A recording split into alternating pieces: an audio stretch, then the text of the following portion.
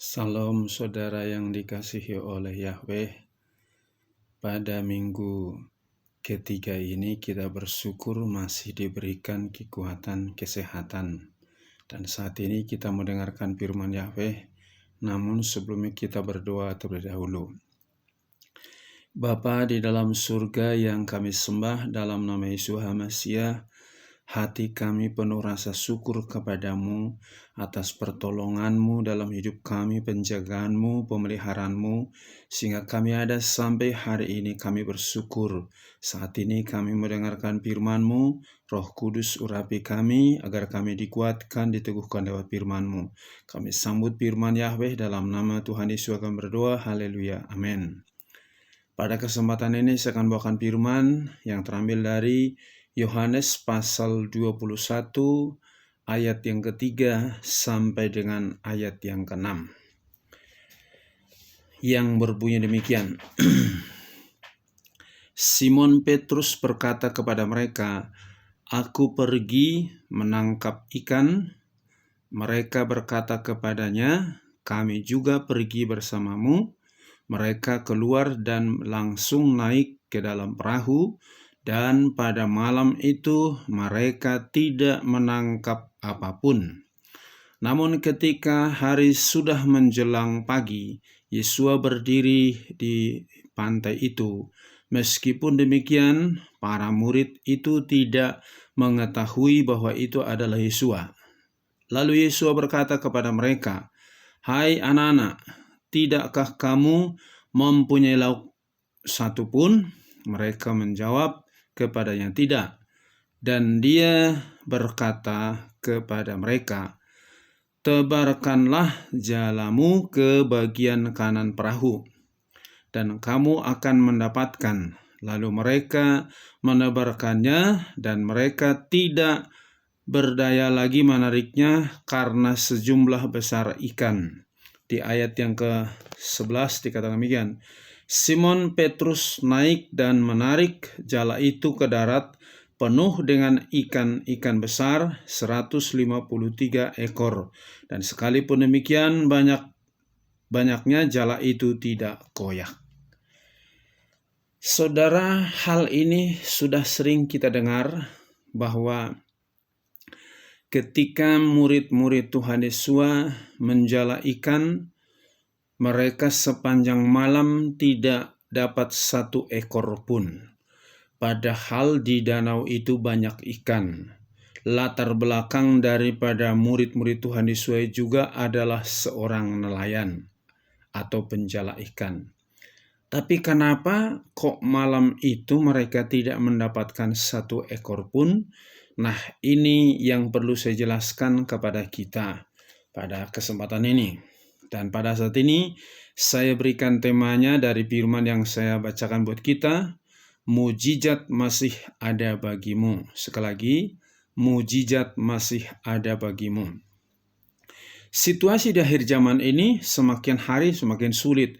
Berbagai macam kejahatan, berbagai macam hal-hal yang kita dengar berita baik di media sosial maupun lewat TV dan segala macam, semakin hari semakin sulit. Sehingga akhirnya orang berpikir, aduh, kayaknya udah nggak ada pertolongan Yahweh itu buat saya. Mujizat itu kayaknya sudah tidak ada. Stop berkata demikian. Mari kita mulai melihat bahwa mujizat itu masih ada bagimu. Tadi kita melihat mereka menjala ikan sepanjang malam, mereka tidak menangkap apapun. Tapi ketika Tuhan Yesus katakan, "Tebarkan jalamu ke sebelah kanan perahu itu," saat itu juga mereka mendapatkan ikan sebanyak 153 ekor yang besar-besar. Hal yang luar biasa, yang dahsyat. Yang perlu kita ketahui, supaya mujizat itu ada bagi kita, kita harus tahu siapa pembuat mujizat itu. Kita harus mengenal siapa Tuhan Yesus itu. Tuhan Yesus itu, dia adalah, kalau di dalam kitab Wahyu dikatakan pasal 2 ayat 8, "Dan tuliskanlah hal-hal ini kepada malaikat gereja orang-orang Smyrna. Dia yang pertama, Dan dia yang terakhir, yang pernah mati, tetapi dia sudah hidup lagi. Dia pertama, dia yang terakhir. Jadi ingat, Tuhan Yesus itu yang pertama dan yang terakhir. Dia Alfa dan Omega. Siapa lagi Tuhan Yesus? Tuhan Yesus itu berkata bahwa di Matius 28 ayat 18, dan seraya mendekat, Yesus berbicara kepada mereka sambil berkata, segala otoritas di surga dan di bumi sudah diberikan kepadaku. Jadi Tuhan Yesus yang pegang kendali di surga dan di bumi. Itu ingat baik-baik. Dia pegang kendali di surga dan di bumi. Siapa lagi Tuhan Yesus itu? Tuhan Yesus itu dalam Ibrani 13 ayat 8, Tuhan Yesus itu adalah Yeshua HaMasyiah, tetap sama kemarin dan hari ini, bahkan sampai selamanya. Artinya Tuhan Yesus itu pegang 3 zaman. Masa lalu, masa sekarang, masa yang akan datang. Dia yang mengendalikan zaman masa lalu, masa sekarang, dan masa yang akan datang. Maka untuk itu, kita harus juga sadar siapa Tuhan Yesus. Tuhan Yesus di dalam Yohanes 11 ayat 25, Yesus berkata kepadanya, akulah kebangkitan dan hidup. Siapa yang percaya kepadaku, walaupun sudah mati, dia hidup kembali.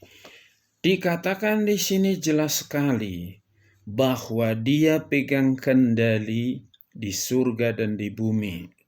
Dia Alfa dan Omega, yang awal dan yang terakhir, yang pernah mati tapi hidup lagi. Lihatlah betapa luar biasa kuasa daripada Tuhan Yesus itu.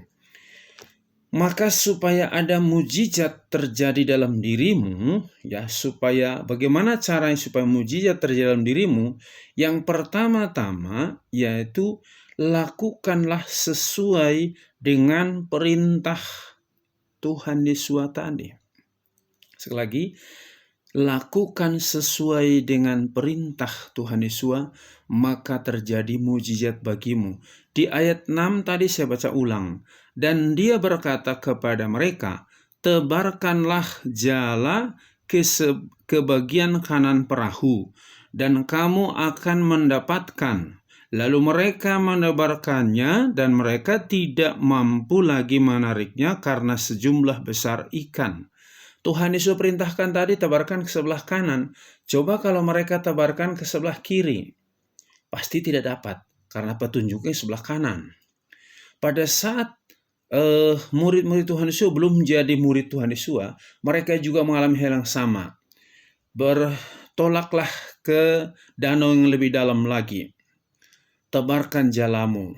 Petrus berkata, Tuhan, kami sepanjang malam sudah menjala ikan, kami tidak dapat. Tapi karena Engkau memerintahkannya, kami akan melakukannya. Dia tebarkan jalannya, dapat ikan yang banyak. Jadi, supaya engkau mengalami mujizat, lakukanlah sesuai dengan perintah Tuhan Yesus. Suruh tadi tebarkan sebelah kanan, tebarkan sebelah kanan. Kalau Tuhan Yesus katakan jangan khawatir, jangan bimbang, jangan gelisah, maka engkau harus pelihara itu. Kalau engkau bimbang gelisah, sama dengan engkau tidak sesuai dengan perintahnya. Karena perintahnya jangan khawatir, jangan bimbang, jangan gelisah. Aku menyertaimu sampai kesudahan zaman, itu perintahnya. Yang kedua, apalagi yang harus kita lakukan supaya mengalami mujizat? Imanmu harus tetap teguh pada Tuhan Yesus. Sekali lagi, imanmu harus teguh pada Tuhan Yesus. Dalam Markus pasal 7 ayat 24 sampai dengan 30, di situ ada seorang perempuan Venesia, dia bukan orang Yahudi. Ketika dia meminta supaya anaknya yang sedang dirasuk roh jahat, Tuhan Yesus jawab gini, tidak pantas memberikan roti kepada anjing. Tapi apa dia jawab? Betul, ya Tuhan. Tapi anjing juga dapat makan remah-remah dari tuannya. Maka Tuhan Yesus katakan, pergilah, anakmu itu sudah lepas dari ikatan roh jahat itu, dan itu terjadi. Imannya tetap teguh kepada Tuhan Yesus, sekalipun awalnya seolah-olah dia ditolak, tapi dia tetap, mohonlah, aku percaya engkau sanggup melakukannya. Jadi apapun yang merasuk hidupmu saat ini, setan, iblis, apapun, percaya Tuhan Yesus bisa membebaskanmu karena dia punya otoritas di surga dan di bumi. Maka jangan ragu imanmu kepada kemahakuasaan daripada Tuhan Yesus itu. Yang ketiga, apa yang harus kita lakukan supaya mengalami mujizat itu, memperoleh mujizat itu? Yakin benar perkataan Yesua itu ya dan amin. Sekali lagi, yakin benar perkataan Yesua itu ya dan amin. Dalam Matius pasal yang ke-8 ayat 5-8 dan ayat 13, ada seorang perwira, hambanya sakit. Tolonglah, hambaku sedang sakit, kata perwira ini kepada Tuhan Yesus. Ya, kata Tuhan Yesus gini, nanti aku datang. Tidak usah kau repot-repot datang ke rumahku. Katakan saja sepatah kata, maka hambaku itu sembuh. Wah, kata Tuhan Yesus, aku belum pernah menemukan iman seperti ini di kalangan orang Yahudi. Pergilah, hambamu itu sembuh. Dan pada saat itu juga dia pulang. Maka dia tanya, jam berapa hambaku ini sembuh? Tadi jam 2 siang. Pada saat itu juga Tuhan Yesus yaitu mengatakan, pulanglah, hambamu sembuh.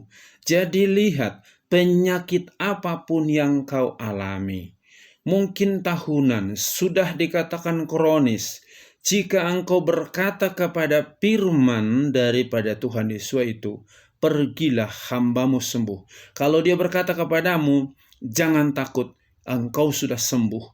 Yakini perkataan daripada Tuhan Yesus itu akan terjadi bagimu mujizat. Penyakit apapun di dalam tubuhmu menjadi sembuh karena dia pegang otoritas di surga dan di bumi.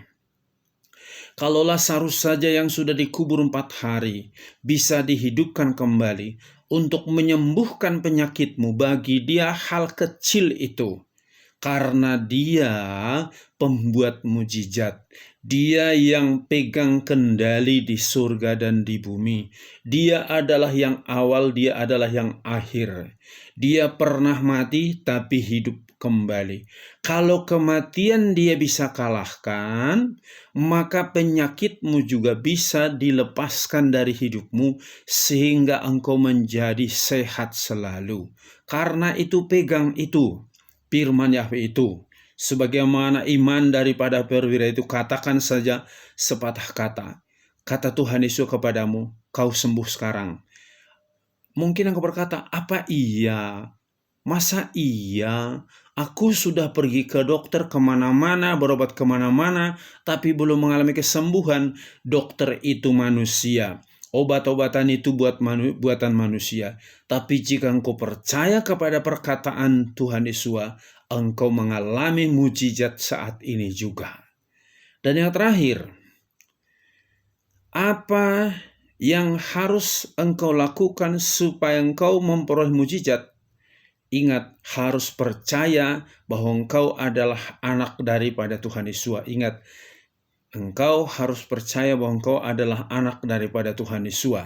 Di dalam Markus 16 ayat 17-18, siapa yang percaya kepadaku, tanda-tanda ini akan menyertainya. Dia akan mengusir setan demi namaku. Dia akan menyembuhkan orang-orang sakit. Jadi bukan buat diri kita, tapi ketika kita mendoakan orang lain pun mengalami mujizat dan kesembuhan. Oleh karena itu, pada saat ini saya jelaskan kepadamu, jangan batasi kuasa daripada Tuhan Yesus di dalam dirimu. Ingat baik-baik, mujizat itu masih ada bagimu, sebab dia pembuat mujizat yang dahsyat. Dia yang pegang kendali di surga dan di bumi. Dia adalah kebangkitan dan hidup. Dia tidak pernah berubah dulu, sekarang, sampai selamanya. Dalam Matius pasal yang ke-7 ayat 11, yang berbunyi demikian, jadi jika kamu yang jahat tahu memberikan pemberian yang baik kepada anak-anakmu, betapa lebihnya Bapamu yang di surga, Dia akan memberi yang baik kepada mereka yang meminta kepadanya. Jadi jangan ragukan kemahakuasaan daripada Tuhan Yesus. Jangan ragukan otoritas Dia di surga dan di bumi. Saya sudah singgung tadi, kalau kematian bisa Dia kalahkan. Penyakitmu, kebutuhanmu, roh-roh jahat yang mengikat hidupmu, engkau dibebaskan ketika engkau mengalami menerima Tuhan Yesus dalam dirimu, maka mujizat itu terjadi kepadamu. Amin. Sampai di sini firman Yahweh, kita berdoa. Bapa di dalam surga, yang kami sembah dalam nama Yesus HaMasiah, hati kami sangat bersyukur karena kami anak-Mu, Engkau Bapa kami, dan Engkau Bapa kami yang Alfa dan Omega, yang punya otoritas di surga dan di bumi, maka Engkau dapat memberikan mujizat kepada anak-anak-Mu yang sedang sakit saat ini. Saat ini siapapun mereka yang sakit, oleh bilur-bilur Yesus sembuh saat ini. Mujizat-Mu terjadi bagi mereka. Mereka yang dirasuk oleh roh jahat, roh ketakutan, roh kebimbangan, roh kecemasan, kami tolak semua dalam nama Tuhan Yesus HaMasiah, bebas daripada roh-roh jahat. Dan mereka diberikan kuasa otoritas untuk mendoakan orang lain mengalami mujizat dan kesembuhan. Kami bersyukur atas firman-Mu ini, dan kami percaya dimanapun kami berada, apapun yang sedang kami hadapi, Engkau Bapa kami, Engkau penolong kami, Engkau memberikan jalan keluar bagi kami semua. Terima kasih, biar firman-Mu ini tertanam dalam hati anak-anak-Mu.